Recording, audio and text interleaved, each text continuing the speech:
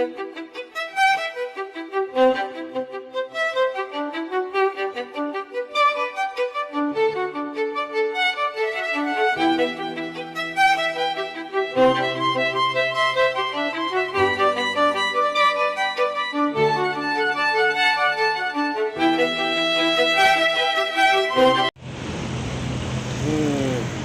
umaga po. Welcome back po sa aking channel, Puting Mensahero. Kamusta po ang lahat? Mapagpalang araw ng linggo po. And I hope lahat po kayo ay dalangin ko na nasa maayos po na kalagayan. And shout out po sa lahat ng mga aking minamahal na subscriber, minamahal na viewers, and sa lahat ng mga OFW saan mang panig ng mundo. Shoutout po at ingat po kayong lahat. Bababa lang po natin sa sa jeep. Tawag ito. Wala pa yung kasama natin. And kamusta po lahat?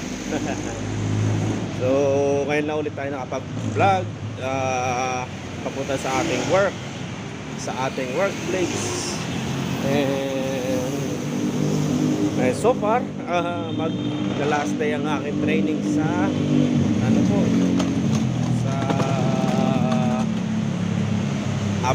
pecha 20 ng ng February. So I hope sana kasi bago magtapos po ang aking training is may pagdadaanan pa ako na parang tawag nito, certification tsaka exam. Sana dalangin ko ipag-pray niyo po ako na akin po itong maipasa at sa puso at may sa isip ang lahat ng mga ito, para po pagdating ng panahon o sa darating na araw ay gamit ko po sa aking pang-araw-araw na trabaho, kasi importante po yun.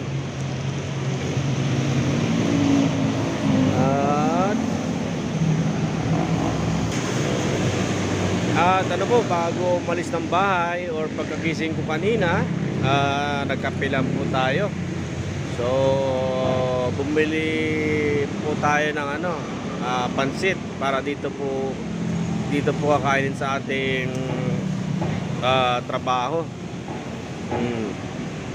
So far sa mga nagdaan po na araw, tungkol po regarding po sa ating trabaho ay medyo maganda-ganda po ang flow ng tao sa aking trabaho o yung pasok ng tao. So far tuloy-tuloy po yan at medyo maka-cope up or maka-recover na po ang aking dito sa aking trabaho. So nitong nagdaang araw is puro closing po tayo. So puro pang gabi.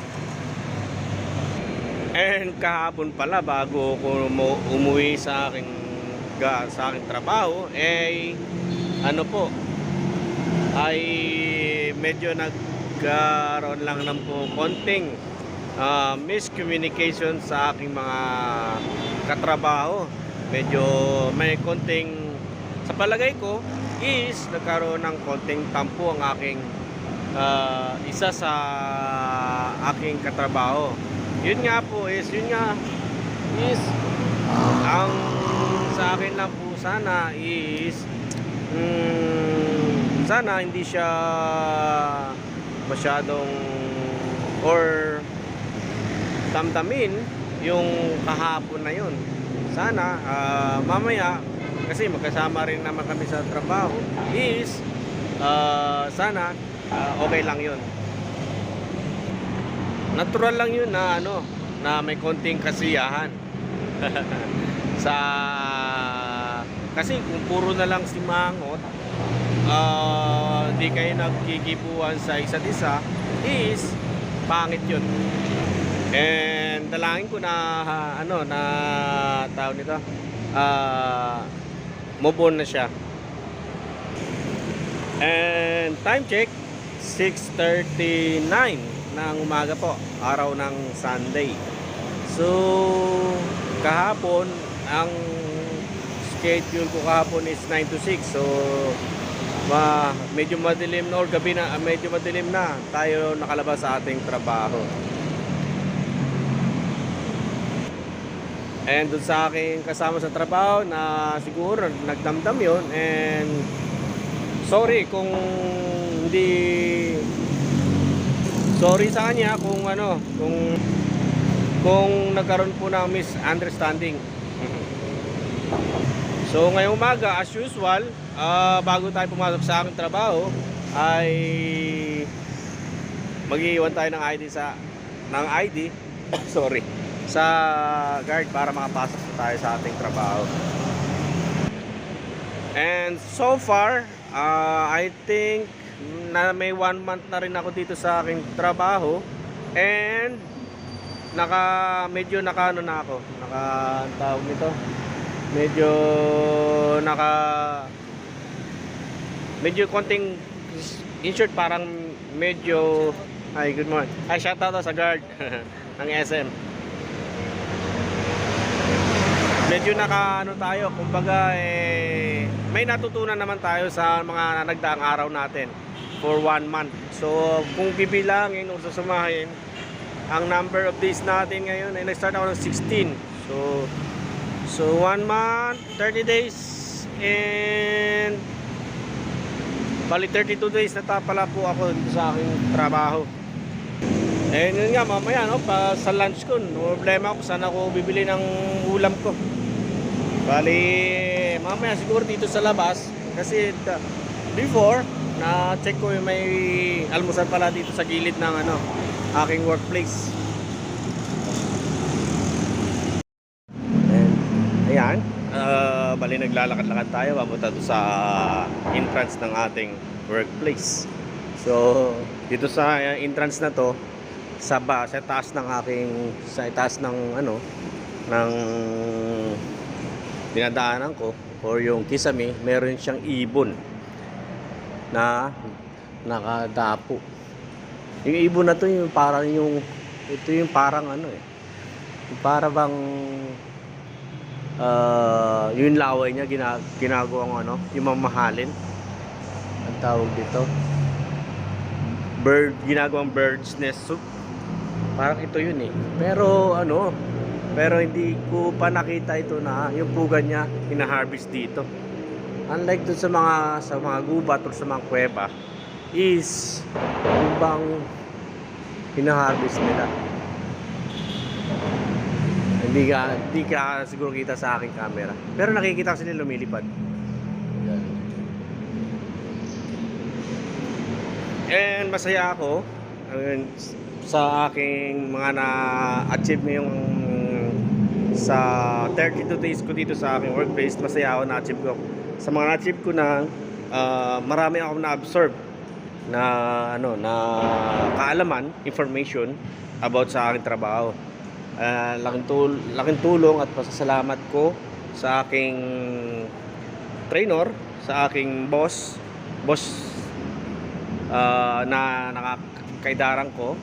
Salamat sa iyo at sa mga advice mo, sa mga dapat at hindi dapat gawin sa aking trabaho in the future, na dapat kong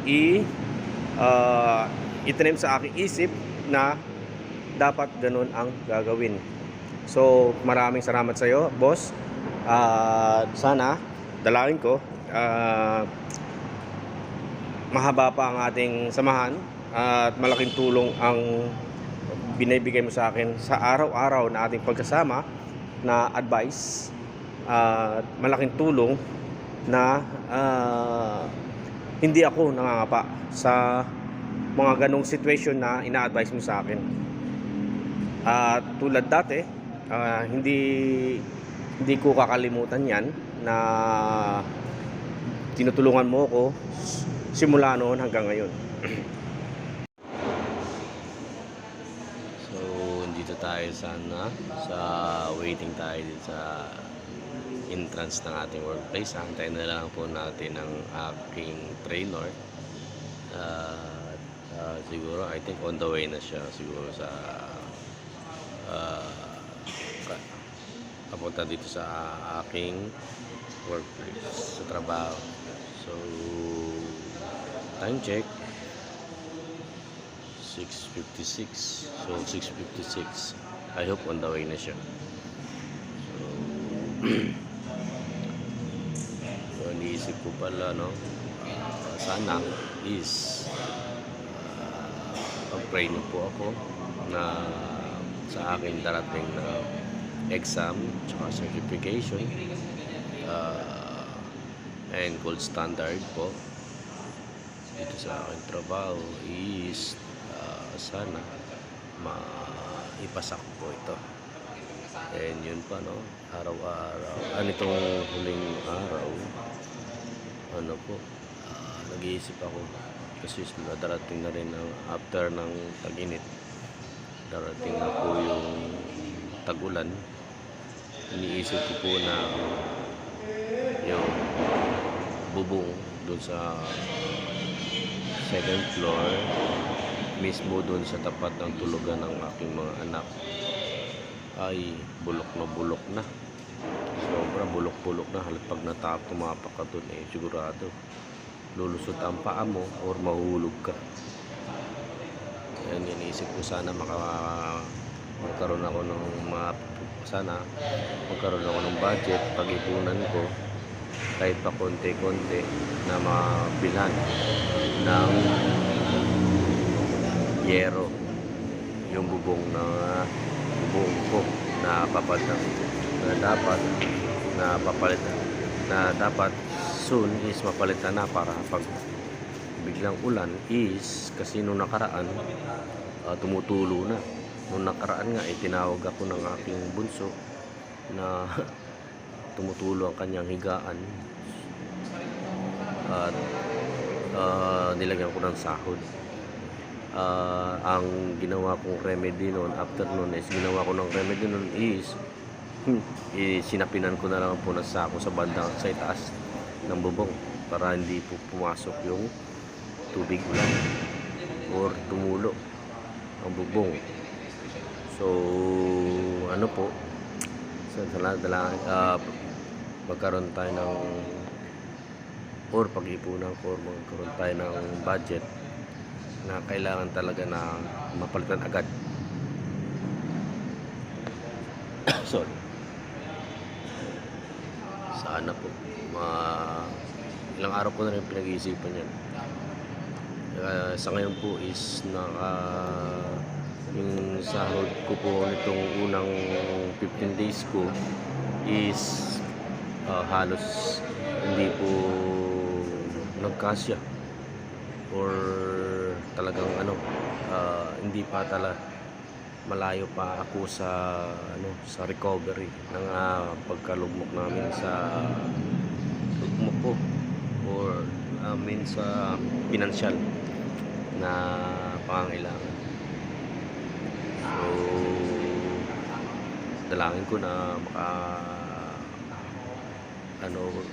makabangon ng kaunti at maka-recover po. Sobrang sa financial problem po, baon na baon po kami. Baon ang aking pamilya sa financial problem. Sana po dalangin ko na maipasa ko po ito para tuloy-tuloy po ang trabaho. Time check is 7:06. So wala pa yung aking trainer. na, on the way na siya.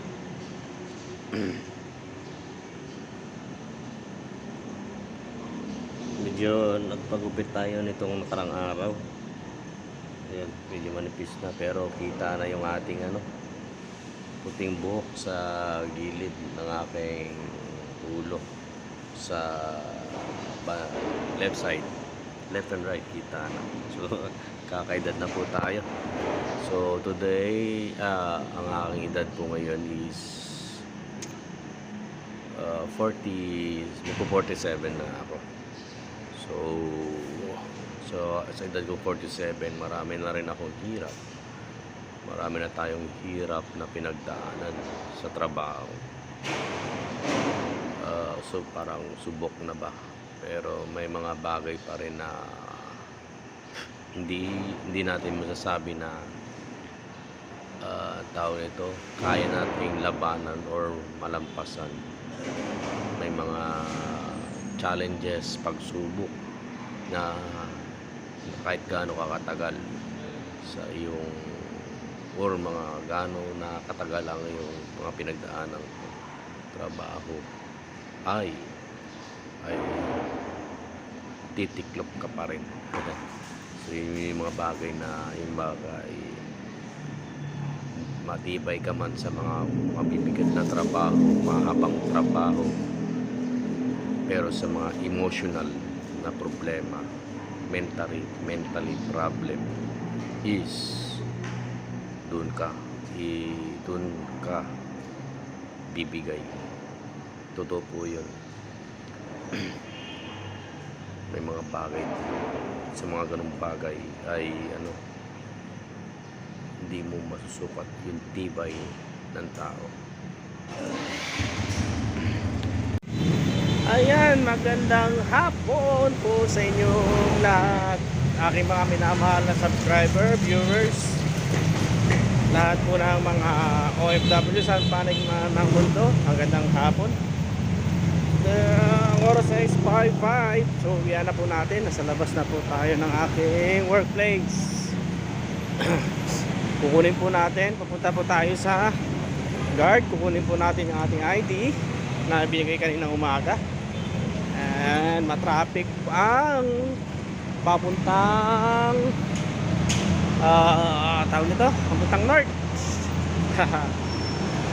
Ayan. Ay nakaraos din maghapon.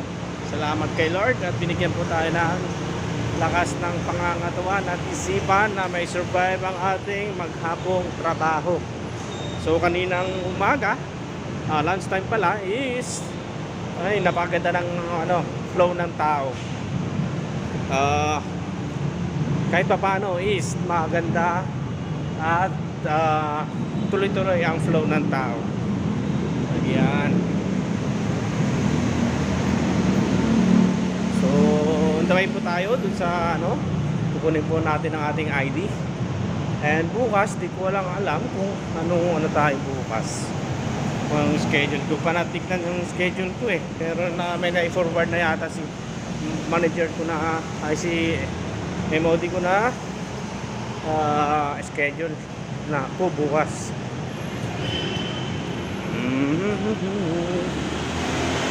So may liwanag pa. So kahapon umuwi tayo, madilim na. Ayan,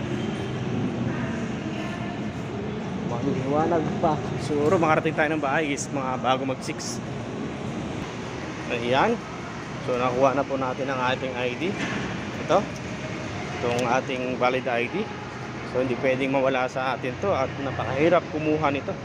So dapat na hindi ko pwedeng kalimutan lagi pag pinaano ko doon sa guard.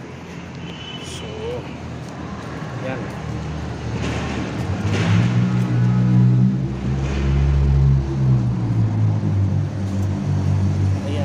Pasok natin sa bulsa ng ating bag. Wait lang po Ayan, pasok na po natin. So tapos na po, parang tapos na po yata yung certification ko. Natapos na ng aking trainer. At susunod naman po ay exam ko. So dalangin ko, pagdasal niyo po ako na sagutan ko po lahat ng aking exam at wala po akong makalimutan para maayos po, maging maganda po ang aking training, result ng aking training. At salamat sa aking trainer at hindi niya ako pinabayaan, at salamat din sa aking big shoutout sa aking boss na lagi akong binibigyan or ina-advise sa mga dapat kong gawin or mga di dapat gawin sa aking trabaho. Salamat sa iyo, boss.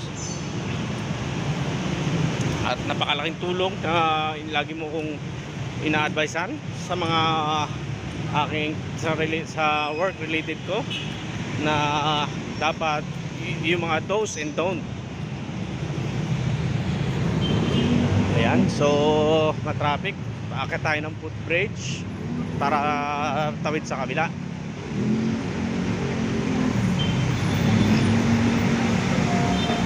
So kung gagamitin nga pala yung bike natin is sigurado pagod pa tayo magbike, so mahirap. Ayan, ay nako. So sana so far talangin ko matapos na itong aking training at makapag-ipon na po na tayo ng, or pwede natin or mag-ipon tayo ng pambili ng yero para doon sa bubong ng aking anak na palitin. So mga mga 5 yero ang ilalagay doon. Ayun, kasi mayroon pag tag-ulan, kawawa sila, hindi lang tulo mangyayari ng tubig kundi agos.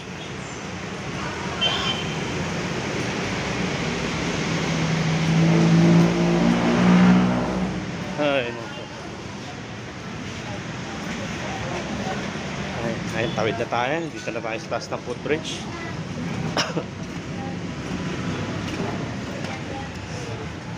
Ay, salamat po.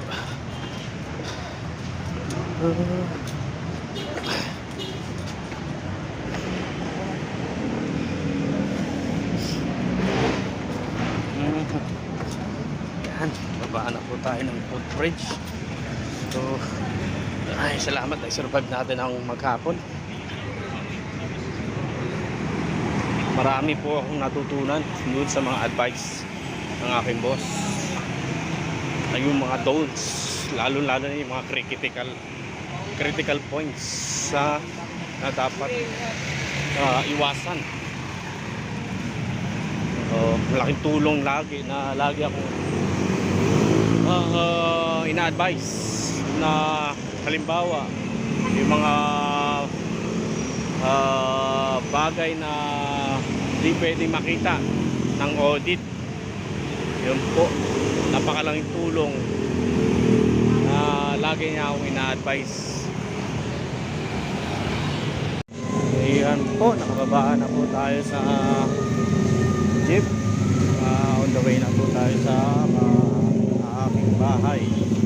So, lakad-lakad ng konti. Pero ilalakarin ko mga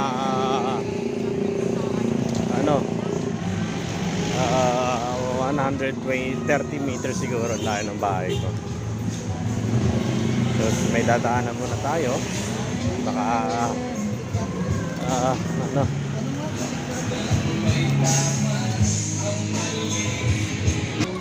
yan.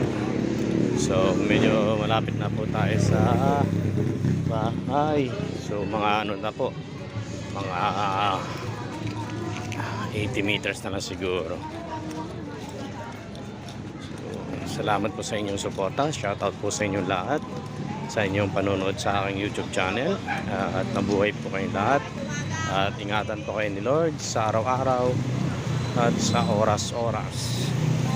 At magandang hapon po muli. Hanggang dito na lang po ang aking video. At pagpalain po kayo. Mabuhay po. Paalam.